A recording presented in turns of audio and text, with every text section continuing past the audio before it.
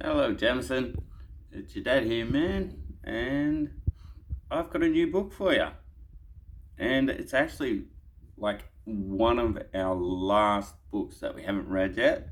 So, library day tomorrow. Um, hope you've had a good day, dude. Um, hope you had lots of fun. Hope you get to go out and go on an adventure with Mum tomorrow because it's Adventure Day. And I'll see you when I pick you up. Here we go. So this one is called The Red Bridge. Whoa, that was close. Here we go. The Red Bridge.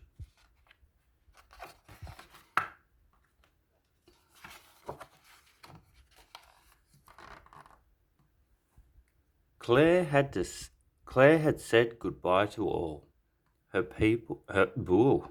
Come on, Dad. Claire had said goodbye to all her favourite people and flown a long way from home.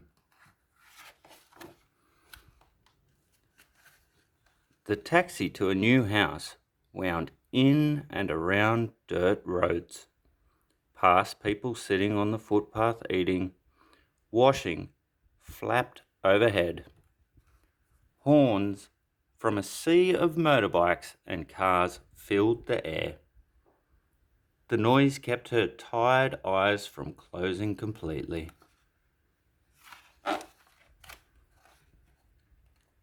They found their new home at the end of a maze of streets and alleys. How will we ever find our way out again? Claire wondered. The house was tall and skinny. Up it went, with all the other houses in the street. Claire imagined herself as Rapunzel at the top of the very top window. Who will I play with? Claire asked, as her mum tucked her into bed at night. You'll make new friends, Mum said. I know it. But how will I find them? Maybe they will find you, Mum said, and kissed her good night. The next day, Claire sat on their front step. Everything was different. The smells, the sky, the sounds, everything seemed difficult. Each direction she looked from outside her front gate disappeared into another narrow laneway. Claire looked again, and a little face peered around the corner of a lane and smiled. That afternoon, Claire went for a walk with her mother to the shops.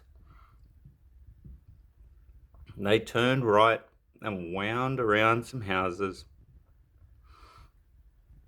They turned left, past the school, and down a road towards the closest shop. Cars and motorbikes tooted at them to watch out, and bicycles, hidden beneath a mountain of flowers, rang bells as they passed. Claire held her mother's hand tight as a bell of another bike sounded behind them. A small girl with milky brown skin and long straight black hair waved from the back of her mother's bike as they passed. That evening, when Claire's father returned from work, they decided to go out for dinner. They walked along footpaths overflowing with small plastic chairs and tables, bubbling pots, and towers of soup bowls. Other families sat hunched over their soup, slurping up the broth and rice noodles. A happy face smiled and waved at them to sit in her restaurant. They slid in beside the other people, and 3 bowls of steaming soup were placed in front of them. Claire looked nervously at the boy sitting beside her and watched as he added the sauce to his soup and mixed them in. The boy smiled and nodded at Claire to do the same. Claire fumbled with her chopsticks, and the boy laughed and showed her how to use them. He piled some noodles on the spoon with the chopsticks and slurped them in. Claire and her family did the same. With full bellies, they walked home, Claire leading the way.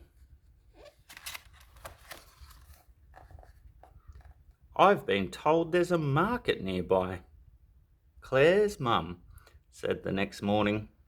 "Shall we see if we can find it?" They set off together with empty market bags ready to fill. The smiling lady from the soup restaurant waved as they went by. To get to the market, they wound their way through the maze of streets until they heard the sound of 100 cars and motorbike horns. They were standing on one side of a huge road where motorbikes dodged in and out of cars. The market was on the other side. Claire's eyes widened as she looked at the road they had to cross. Her mum held her hand very tight, and they stepped bravely into the flowing traffic. Motorbikes moved around them, and a magical pathway across the road seemed to appear. They walked steadily across and cheered with relief when they reached the other side. The market was bustling with people. Ladies in conical hats sold fresh fruit and vegetables that Claire had never seen before. Live prawns, fish and crabs swam in tubs on the ground, and meat was cut up for sale on enormous wooden chopping blocks.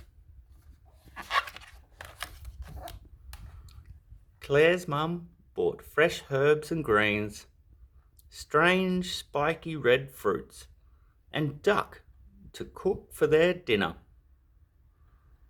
As they left, the market girl called out to Claire. "Hello, Xin Chow," she said. Claire recognized her as the girl on the back of her mother's bike.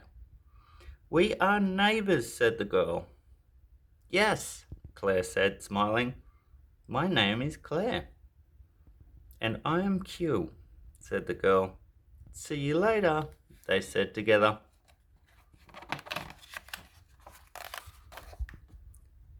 Soon, Claire felt comfortable walking around the streets. She recognized her neighbors and said hello. The smell she had once found strange became delicious. The traffic noise faded into the background, and the sky was just like the sky once again. Claire felt so brave in a new world that she decided to explore some of the lanes that had seemed dark and scary only a few days ago. Out of the gate she went, past the pagoda, smiling at the people crouching over their washing and cooking. She explored the maze of streets, alleys, and laneways until she found herself at a dead end. She stopped and turned to go back, but didn't recognize anything. Her heart beat faster, and she started to run, turning left and right, then right and left. And then she ran to the end of a lane. Suddenly, all the tall buildings disappeared. The sky became huge again, and Claire was at the edge of a green lake. Crossing the lake to a small island was a beautiful red wooden bridge. Trying not to cry, Claire headed towards the bridge.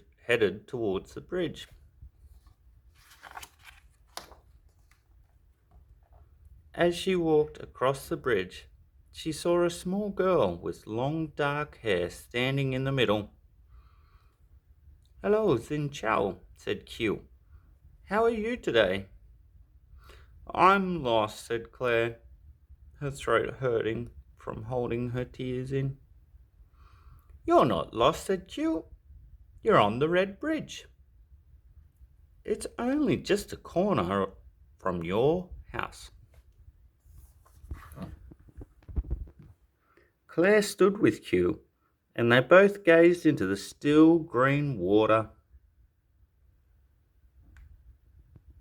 "This is a good place to be, Claire. Lucky. Maybe today we'll see the giant turtle, and he will bring us good fortune." Claire saw a ripple spread across the water. "But perhaps he has been already," Q continued. "Finding a new friend is a very lucky thing." There you go, man. Nice and simple one. Sorry it wasn't very long, but we'll get some new ones tomorrow. Have a good night, my little man, and I love you. See you tomorrow.